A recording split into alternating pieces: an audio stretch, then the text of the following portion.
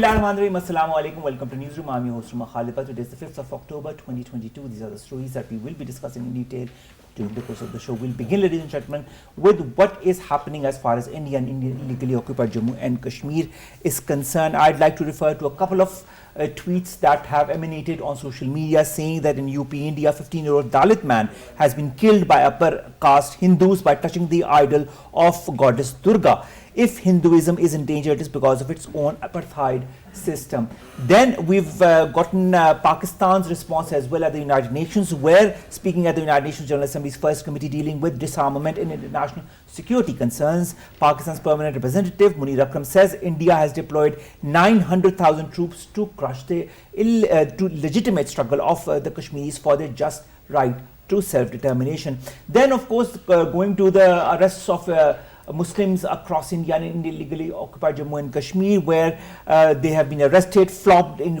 public for allegedly disrupting Navratri celebrations.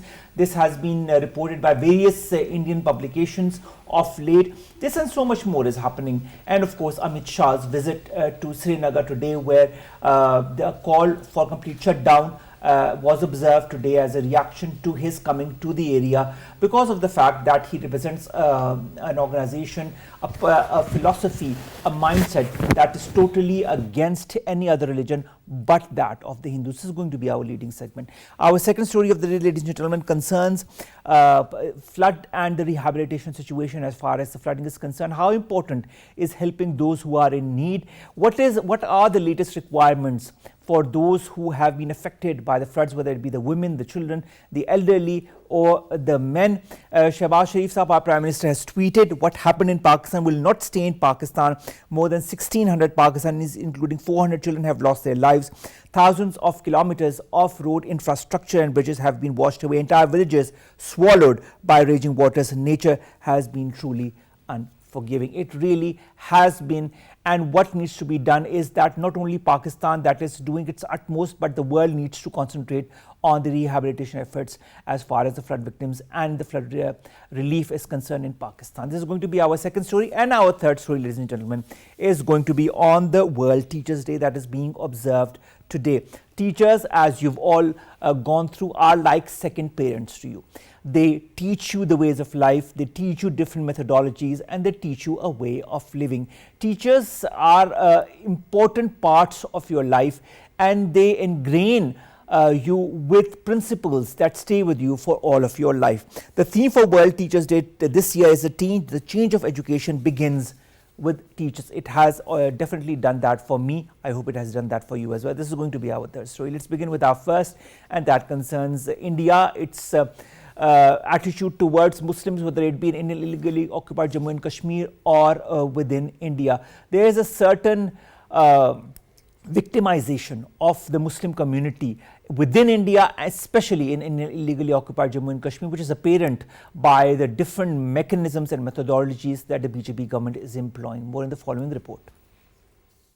The peace of South Asia is long held hostage owing to Indian hegemonic designs inspired by RSS BJP propagated Hindutva ideology. Indian Prime Minister Modi's policies are criticised by rights activists as politicising the Hindu religion while treating Muslims as second-class citizens. The defining credo of Modi's BJP since 1989 has been Hindutva, a political ideology that promotes the Hindu religion as being the cornerstone of Indian society and culture and unleashes saffron terror against all other segments. A report submitted to UN Human Rights Council on 29th of September, titled Cooperation with the United Nations, its representatives and mechanisms in the field of human rights, revealed that India is among the 42 countries where victims of rights violations, human rights defenders and journalists have suffered reprisals and intimidation by state and non-state actors. At the United Nations, Pakistan has drawn the world community's attention to the threat posed to South Asia's peace and security by India's ultra-nationalist and hegemonic policies. Speaking at the UN General Assembly's first committee dealing with disarmament and international security matters, Pakistan's permanent representative to the United Nations, Munir Akram, said India has deployed 900,000 troops to crush the legitimate struggle of Kashmiris for their just right of self-determination. Pakistan, as a responsible regional actor, is determined to pursue regional peace, development and strategic stability based on sovereign equality and mutual respect despite Indian provocations. Sundas Malik, who's the chairman, United Jammu and Kashmir Coalition, joins us online. Sundas Malik, thank you very much to have joined us. Sundas Malik, so much happening as far as India is concerned, not anything in the positive direction and nothing in favor of the Muslim community, whether it be within the Indian held valley or within India as well. What is the basic aim, ultimate aim of this BJP government as far as the Muslims are concerned? Well, thank you for having me, first of all. Secondly, to answer your question, the aim of the BJP government is exactly the same as it was back in 1947.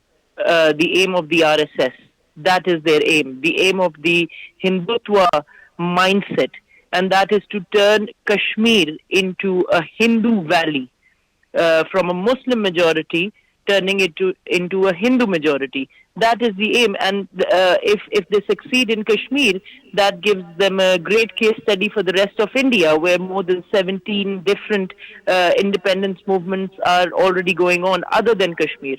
So I think Kashmir is a huge experiment for them, where they're using everything in their power to suppress the religious majority of the valley.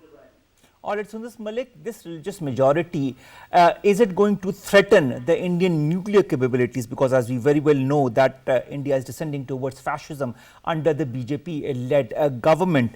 Are the Indian nukes safe? Well, unfortunately, the answer is negative. In the past, we have seen yellow cake uranium being sold on the road by some, Indian nationals. We have seen how the increase in the economic pressure on India has led to people becoming more and more radical, because that is the direction that they're led to. Whenever they face any economic or social hardship, all the blame is put towards Muslim. So their anger, their sentiments against Muslims can also turn against their own country if they see that what they have been promised as a Hindu Rashtra or Akhand Bharat is not being fulfilled. So, of course, these nuclear assets, which are, according to many reports, not safe at all, they lie in the hands of these fascist Hindu radicals who can use it to disrupt this whole region, let alone India itself.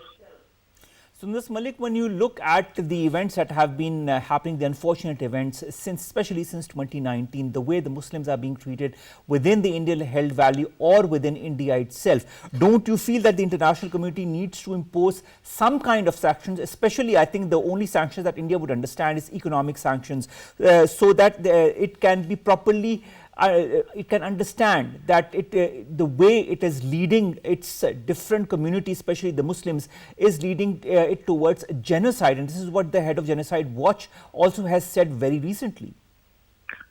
Well, India doesn't only need sanctions. I think we are way past sanctions. The UN is compelled, and the member countries are compelled by the responsibility to act towards such blatant example of genocide.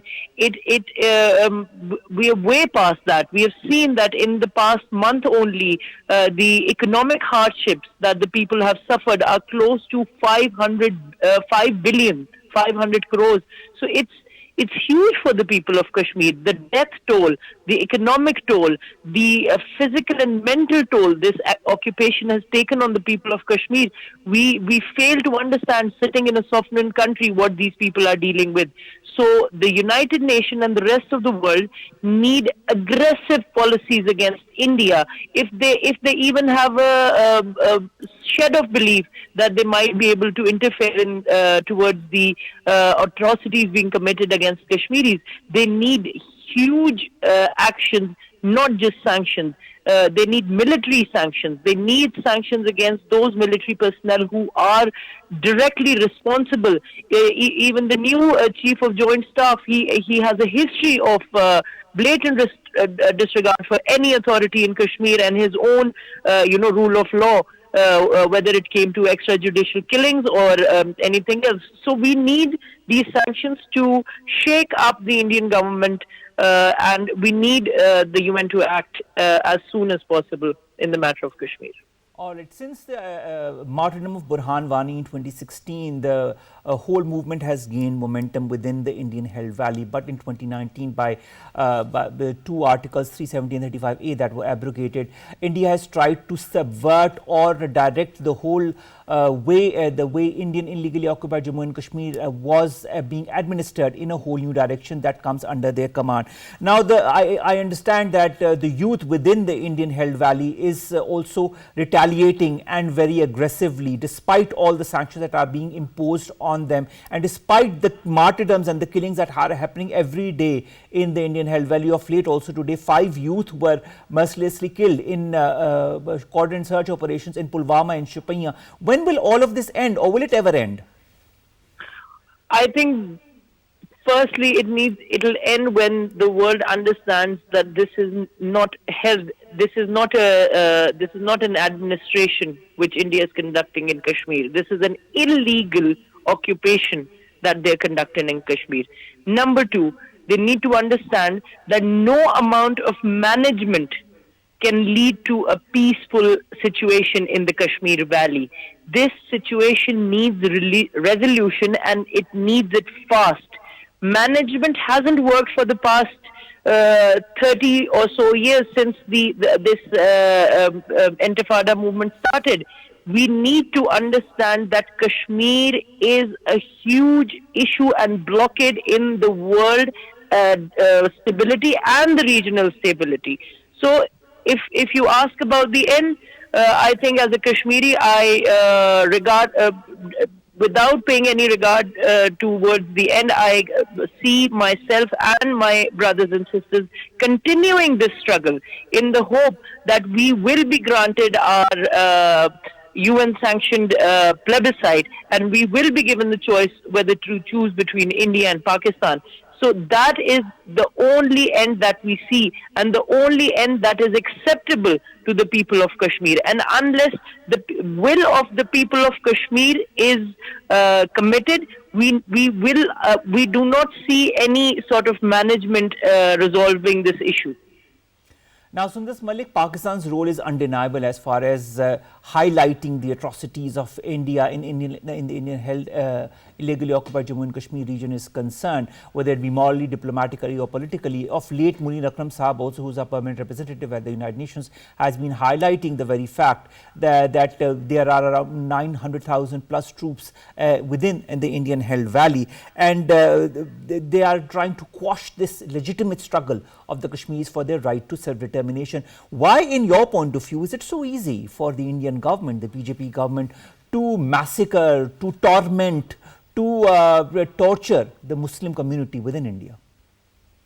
Well, unfortunately, when it comes to India, they're great at playing with perceptions, and they're greater at hiding realities. Whether it was the very recent conviction of Yasin Malik Saab, we saw that it had nothing to do with reality, everything to do with perception. Whether it is Amit Shah's recent visit, it had everything to do with perception and nothing to do with reality. So this projection of a fake, I think, made up situation in Kashmir, this blockade of international news media and local news media from reporting anything which is fact out of Kashmir, this is, I think, India's greatest tool of hiding what is going on. And I think despite many efforts, they have not been able to hide, because Pakistan has continued to knock at the doors of the UN, the United Nations Security Council and the rest of the world, and made them try to grab their attentions towards what's going on in Kashmir. But unfortunately, this issue can be diluted by India very easily when they regard our struggle as not local or not grassroots. We know that it is an indigenous struggle. We know that it comes from the ground up in Kashmir. We know that without any interference, the people of Kashmir have and will continue to struggle for their freedom as they have for the past 74 years. But Pakistan being a stakeholder, Pakistan being a neighbor to India who has a huge knowledge in huge experience in creating perceptions, whether it is Bollywood or their politics. We suffer from a not very proactive presence in the world media. We suffer from many atrocities that have been inflicted on us in Pakistan, such as the flood and the war on terror that Pakistan was embroiled under, thanks a lot in many terms to India as well. So India has always tried to sort of mix the situation, dilute the situation, confuse the situation. Always point the finger at Pakistan whenever anything happens in its own country. It's Pakistan that is solely and wholly responsible for whatever bad is happening in India, when in fact it is India itself which is responsible for all the mayhem that is happening in its own country, whether it be the way it treats its own minorities or whether it be the way it administers its country. Thank you very much, Sundas Malik, Chairperson, United Jammu and Kashmir Coalition, to have joined us. On the one hand, Pakistan has always said that when you want to, that it has always proposed to India to come to talks, but that the issue of Indian illegally occupied Jammu and Kashmir will be on the forefront in any discussion that will happen between the two sides. This said, India has always shirked away from coming to any discussion with Pakistan, and it's also so afraid of Pakistan that not only does it hide away facts and figures, but also does not allow Indian politicians or personnel to come to Pakistan. The latest example is that of Rashtriya Janata Dal's MP Manoj K. Jha, who was barred from visiting Pakistan. But how long can this go on in this age of media and social media? Everything is transparent and in the open. Let's come to our second segment, ladies and gentlemen, that concerns the rehabilitation post the floods. 1/3 of Pakistan is still underwater. Millions and millions of people have been affected. Women, children are now inflicted with different kinds of diseases, where they be waterborne or otherwise, snake bites, dog bites and whatnot. People are looking for shelter under the open sky. The government is doing its utmost, but it needs the help of the world community. More in the following report.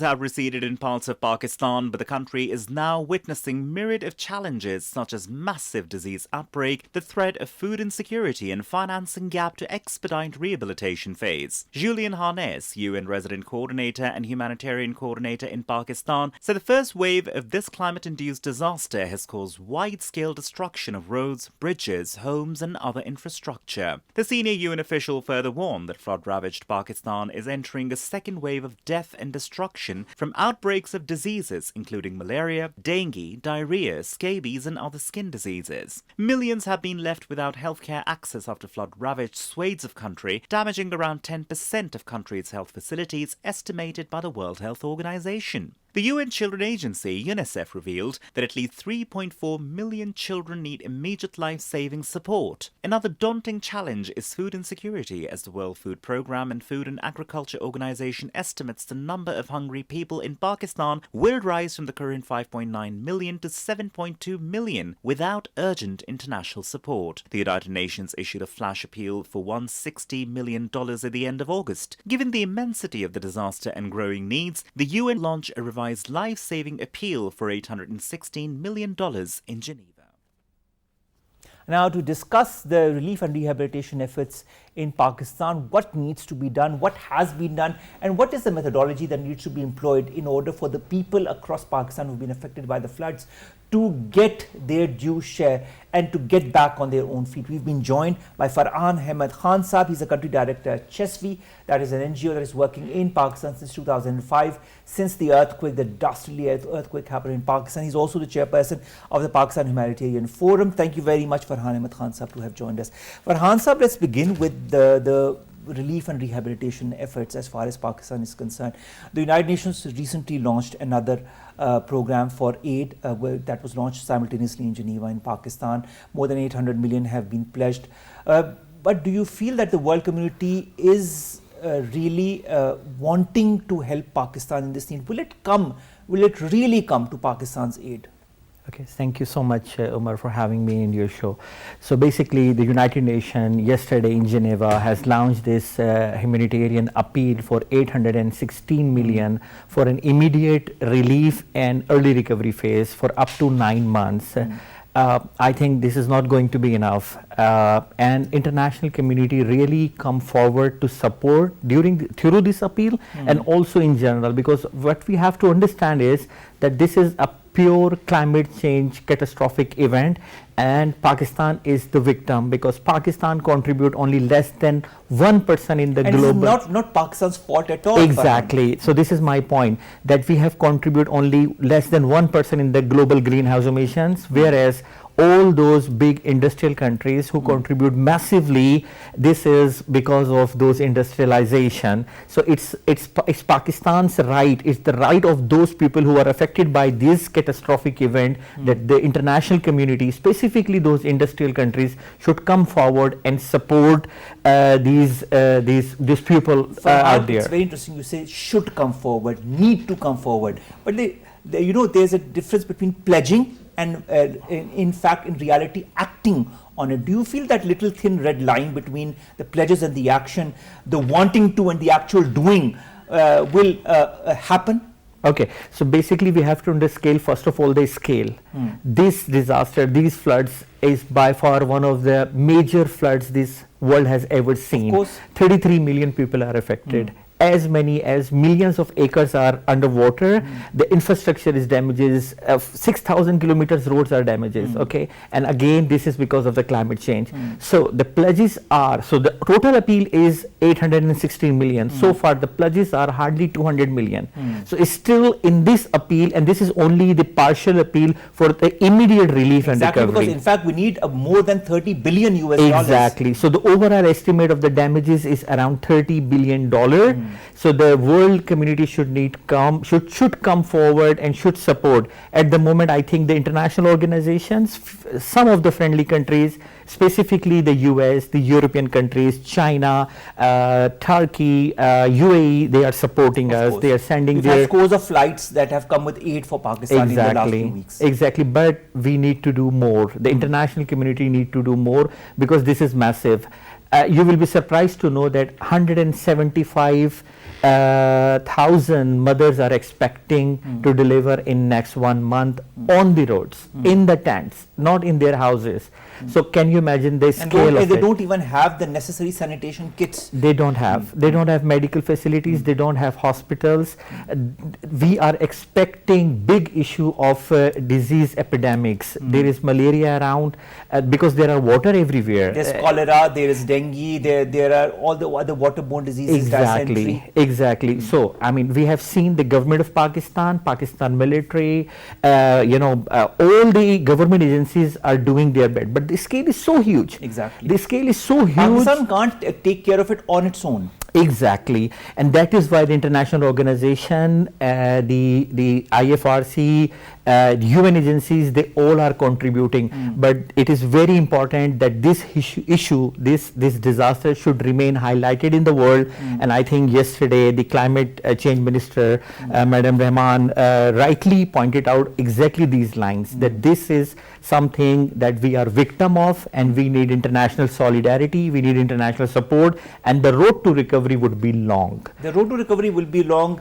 We need as much of international assistance as possible, but there is a term that is that we are listening to a lot these days, that is donor fatigue. Do you think really that has happened as far as Pakistan's flood and the reaction by the world is concerned? I think you are absolutely right, because if you see around, there are so many other conflict, crises and global issues in the world. For example, the Ukrainian crisis, we have seen in Afghanistan there is a crisis, and then we also have the Middle East. And also, this is this is the worst time you can have a disaster like this, because there is internationally, there is a financial crunch, there is economic issues internationally. So even those countries who wanted to contribute, they have their own limitations. But again, if we think this is a global village where we are living, and all the inhabitants of this village are living in a village, then these countries should come. And I think so far the response is encouraging. I think it is wonderful the way the government of Pakistan portrayed this internationally. You have seen the United Nations Secretary General visited Pakistan and speak wonderfully about Pakistan. Yesterday, the European Union Commissioner for Crisis Management was there, a wonderful high profile. We have seen Angelina Jolie came. So all these people are coming. It's very important for us because they're highlighting Pakistan's issue to the world. They go back to their countries. They highlighted these into the world, and I think if this remain the same and the government commitment will remain the same, which we have seen so far, I think will be, because I believe Pakistan is one of the most resilient nation in the world, because we have seen in 2005 earthquake, we have seen in COVID-19, we have now seen this flood, and then the organization has been on the forefront as far as these crises are concerned as well. Exactly. So I think we all are contributing. I think the people of Pakistan should remain generous like they are, because we need support. Whatever you can do, even a single SMS, 10 rupees to the Prime Minister Fund, that is really exactly. That you have to it's just a simple 10 rupee. Can you imagine if all the Pakistanis are contributing even that 10 rupees, how is the volume? So I think it is something that we all need to do, because this is our people and this is our country. Global warming, climate change is now apparent in front of all of us. Even those who did not believe in it in the West now have been forced to believe in it. Under the current situation, especially that has engulfed Pakistan, what needs to be the global and the regional strategy to combat climate change? So I think first of all, the superpowers needs to acknowledge that. We have seen in the past that the superpowers are in sort of a denial, but I think climate change is not coming, it is already there, you know, and we have seen, I mean, you can see even last week in USA there was a massive flood in a country like US. So the climate change is here. It is impacting all of us, our lives and the lives of all the inhabitants of this globe. So I think first of all, the powerful country, you know, the important countries needs to recognize and needs to come forward and needs to support. We have to build policies around green growth. We have to follow the pathways. Those are resilient and those are following the green growth and green pathways, so that in 5 years, 10 years from now, we'll be able to counter. Because if we don't do that, my fear is that these disasters will look like small in future. Exactly. And you know, today it is Pakistan, tomorrow it could be any other country in the Exactly. world, as they have seen in Florida themselves. The United States and so many other countries have seen more or less the same kind of issues such as Pakistan, but not as grave as what we are encountering in Pakistan.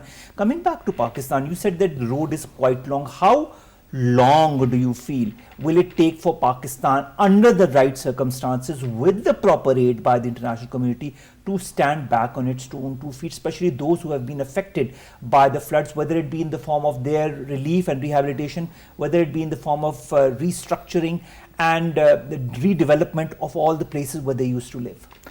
Okay, so I think it's a tough question, but I think the first 3 months is for the immediate relief. So you have to provide people shelter, you have to provide people water, food, clothing, because winter is approaching. There is already winter in some part of the country and those are affected. Then you have to take care about the health issues, malaria, so you have to provide them the mosquito net. A very important part is to safeguard or protect the livestock, you know, because these are agriculture areas and people really livestock is everything for the people. Exactly. I have seen myself in the visiting, when by visiting field, if you give them a mosquito net, they don't put on themselves, but they put on their animals, on their livestock. So basically, I think the 3 months would be the relief. Then we will be having at least 6 to 9 months for the early recovery phase, and then there come the reconstruction or rehabilitation phase. I think if everybody remains committed, along with the government of Pakistan, Pakistan Army, NGOs, local NGOs, World Bank, ADP, I think I'm positive. Of course, we might not be able to do everything the way it used to be, but I think if everybody remain committed, we have the support of the international community, the friendly countries, I think we'll be able to rehabilitate our people. All right, you have had experience working for CESVI since 2005. You've seen the earthquake, you've seen the floods in 2010, you've seen the floods in 2020. Of course, the devastation is massive this time. But what is the resolve of the people, whosoever you've met since this disaster has engulfed Pakistan? What is the general consensus of those that you've met, whether they be donors, whether they be people who are helping others in need? So basically, the general consensus is that we have to support, okay, because Pakistan is passing through once again an economic, let's say, a hard time economically. So we have to support. We have to really save life. So first of all, we have to save life. We have to provide people sufficient aid in the first 3 months, that until the water recedes, because at the moment the villages are filled with the water. Exactly. So until the water recedes, the people cannot go back and they cannot rebuild. Pakistani people, once again, we are resilient nation. We need only the time where we are vulnerable as a nation, and then support. Exactly, we need the support, and then I am very positive that we will build back, and we will in fact build back better on the resilience pathways. But at the moment, once again, it's very important that we should have the global solidarity in terms of the support, because as I said, we are the victim of these unprecedented rains and floods, which due to no fault of our own. Thank you very much, Farhan Ahmed Khan Sahab, Country Director, CESVI, and also Chairperson of the Pakistan Humanitarian Forum, to have joined us, to have talked to us in a very candid manner about what Pakistan is dealing with and how the world needs to react as far as this crisis that Pakistan is engulfed in is concerned. Thank you very much. Thank you, Omar. Let's come to our third segment and the last one, and that concerns the World Teachers Day. The World Teachers Day, of course, today is being observed all across the globe, and Pakistan is no exception. We have a lot of respect for our teachers. I've had, and I'm sure all of the others who've gone through their normal education have had as well, whether it be primary, secondary, or university education. Teachers have always been those guides who tell you how to move forward in your life and what to go with and what to not to go along with. They understand you because you spend a lot of time with them in the schools, colleges, or universities, and they understand you just like your parents. So that is why at a lot of places across the world, teachers are known as your second parents, and this is quite true for so many cases. A lot of times also students spend their whole day inside educational institutions, and that is where they get their basic training from. More in the following report, then we'll return with our guest. To commemorate the signing and adoption of the 1966 ILO and UNESCO recommendation concerning the status of teachers, 5th October is annually celebrated as World Teachers Day. It honors the diligence and hard work of teachers and their contribution towards their students, and focuses and addresses on the issues faced by teachers and of teaching, as well as focusing on assessment, appreciation, and changes for teachers all around the world. This year marks the 28th anniversary of World Teachers Day. The theme this year is "The transformation of education begins with teachers." Hence, this day emphasizes the importance of teachers and learning, extra training lessons for teachers, recruitment drives for the teaching profession among university students, and suitably qualified professionals to increase the profile of teachers. Many people would agree that a good teacher can completely change the trajectory of your life. Teachers can act as mentors for their students and nourish their students with their wisdom. They are in fact one of the most influential forces for quality education and development. To celebrate them, students all around the globe make posters and cards for their teachers, write and recite poems, make skits on mimicry on their teachers, and often bake treats for them. It is important to promote help towards teachers and creating awareness about the significance of teachers to meet the needs for future generations. The placement of young qualified women in this profession and the adjustment of men in the early childhood education system is still a matter of course. All of these issues require a rapid solution, so the most qualified and young creative minds have the opportunity to become educators available to them. Governments also need to take steps for the financial rewards to the teachers to keep them motivated in their profession. Teachers are our guides, they are our motivators, and the theme this year on World Teachers Day is "The change of education begins with teachers." We've been joined to talk on this very segment by Ahmareen Farah. She's a social science department professor at SZABIST. Thank you very much, ma'am, Ahmareen Farah, to have joined us. How important is the role of the teaching community, including yourself, in guiding, in mentoring the youth of Pakistan or any other country across the world? Thank you, Omar. Thank you so much for having me over. I'm more than happy to, reflect my views on the subject. I think I've been a teacher all along.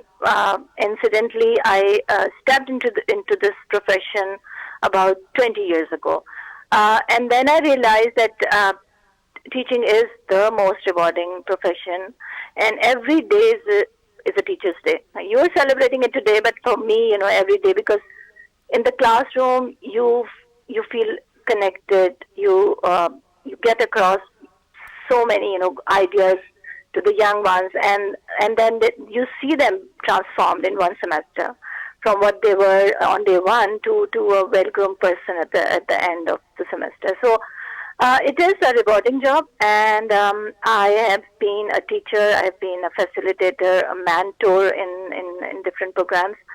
And I feel that, yes, teachers do transform students. And everywhere we see successful people like doctors, engineers, lawyers, yourself, you're a good anchor person. I am sure a good teacher has somewhere played a role in making you what you are today. Always. So always, yes, ma'am, this is what teachers do. They not only influence you, they motivate you, but they stay with you throughout your lives through the guidelines that they have given you, whether it be at the primary level, at the secondary level, or at the university and college level. But you must be dealing with all kinds of students. Like, every student is different. Some react differently, others react differently. So the role of a teacher becomes more multifaceted than even a parent is, because he or she is like a parent that's dealing with different kinds of children, the good ones, the bad ones, the intelligent ones, the not so intelligent ones, and you have to deal with them on different wavelengths. Does that come easily to people like yourself? Like I said earlier, Omar, I feel that I was cut for this job, but there are many who perhaps are not fit for this profession. Then they should not be there. Like a doctor, the doctor, a bad doctor can harm a life, right? So a bad teacher can harm many lives. And if you're not cut for this profession, you should not be there. Yes, even today I was telling my students that there are weak students in the class, and there are, bright students as well. And the weaker ones, we have to pull them together with the rest of the class, and then deal them not just within the class but outside the class. Help them in whatever problems they're going through. Maybe it may be emotional, psychological. It can be academic. So yes, teachers' role. It doesn't end in the class. It only starts in the class, but it is way beyond that. It is throughout their lives. That is so true, Ahmareen, Farah Sahiba. The fact remains that I'd like to quote the United Nations message on this very day. It says, on this World Teachers Day, we pay tribute to the invaluable contribution of teachers to students, communities and societies to transform education. It's vital that teachers are heard, supported and empowered.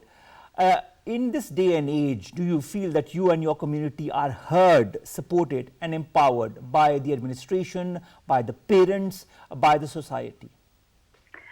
So I wouldn't say 100%. I would 100% agree that we are empowered. The situation has improved, certainly, but there's a long way to go. We should respect the profession of teaching a lot more than what we are giving it to it today. They owe it to the community that they should be looked up to, and obviously their role is very significant, and it's only due on them to be respected and perhaps paid well, because if you will pay them according to their need and according to the responsibilities that they have, then obviously the good people will enter into the profession.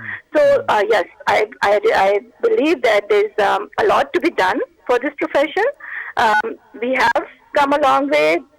Things have improved, but still we got to do more.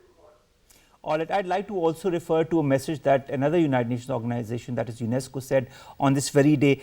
It said that we need to support teachers, and it cites 3 important points: by demanding fair salaries and working conditions for all teachers across the world, by calling for policies that protect teachers across the world, and also for ensuring that they are given the autonomy that they need. How important are these 3 points for Pakistan and for your community, that is the teaching community? Actually, it's very important. I feel that if I'm given a free hand to, if I know the subject, I should be given a free hand to deal with it according to my my qualities or whatever information or academic background I have. If I am bound by certain, parameters that no, you cannot say this, then it spoils the whole fun. So I think, yes, the autonomy should be given to teachers, and trust should be there that they will give the best of themselves to the students. I believe we lack in this areas somewhat, because there are several guidelines which are given, and we have, barred from certain, things. So I think autonomy should be given to teachers, and there should be trust that in the classroom they will, there's a sanctity of the classroom, and they should be given that trust that they will deal with their subject according to their, potential. So yes, finally, I'd like to ask you something, Ahmareen, Farah. The UNESCO also says that to reach quality education by the year 2030, we need 69 million more teachers in the system. Why are people not entering the profession of teaching? Are there certain lacunas that they are afraid to enter this profession, or some other reasons? What, in your point of view, are the basic reasons behind that? I think economic reasons. I mean, they're not. If you have to, attract good people, you have to pay them well. That's a reality. Apart from being a lofty ambition, there are economic realities too, right? So if you need good people in this profession, you have to pay them well. You have to take care of them, and only then and you have to respect them. You have to respect them above all. So only in that way you will get good teachers, good people who are coming into this profession, I believe. All right, thank you so very much, Ahmareen. Farah, a social science department professor at SZABIST, to have joined us. You've been in this profession since the last 20 years. As you yourself said, we wish you all the very best for the next 20 or 30 or 40 years or so. And I hope you give inspiration to so many others to follow as well. Teaching is a very respectable profession, ladies and gentlemen. It's a profession that we need more of in these days, because our children need to be taught in the right manner, by the right people, in the right environment. It is not only the responsibility of the parents, but also of the teaching community, of all the educational institutions across the world, to take the right people for the right job, and of course give them the tools, the necessary tools, so that they can give the right amount of education, discipline and methodologies, so that the children that are currently studying in different education institutions on different levels can grow up to be important and productive members of the society. This is what we need. That is why we get education, so that we can grow up and become better people and contribute in a much more productive manner to the society. And that is where the responsibility of the teachers becomes paramount, and that is why the World Teachers' Day is celebrated every year, in fact, on this very day. Think on that, on those lines. If you are inclined towards becoming a teacher, nothing is stopping you. With that, we come to an end of today's newsroom. As we always end our show, we understand the flood situation. We understand the plight of all those who have been affected by it. Do contribute to their plight. Do help them in whichever way you can. The least of which is this little text message on 9999, in which you can send 10 rupees to those who are in need. That and so much more you can do, but do at least something. One little step, a giant step for all those who've been affected by the floods. Allah Hafiz.